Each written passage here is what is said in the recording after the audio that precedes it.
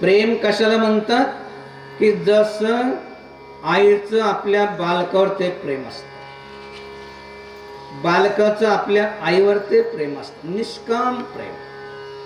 मुलगा जर आजारी पडलं तर आणि असं वाटतं की आता हा राहीन किंवा नाही, तर त्यावेळेस आई भगवंताला काय प्रार्थना करते माहिती आहे? देवा, याचं जर आयुष्य संपलं असेल ना तर माझं आयुष्य याला दे, मला घेऊन जाय, पण माझ्या बाळाला वाचव. आता वाचून काय करणार आहे? का माझी सेवा करणार आहे? नाही. ते निष्काम प्रेम आहे. असं निष्काम प्रेम ज्या ठिकाणी असेल, भगवान श्रीकृष्णाने सांगितलं की कर्मण्येवाधिकारस्ते मा फलेषु कर्म कदाचन, कर्म करा परंतु फलाची अपेक्षा करू नका. असं प्रेम आईवरते, आपल्या वडिलावरते, आपल्या देशावरते, आपल्या गावावरते आपण प्रेम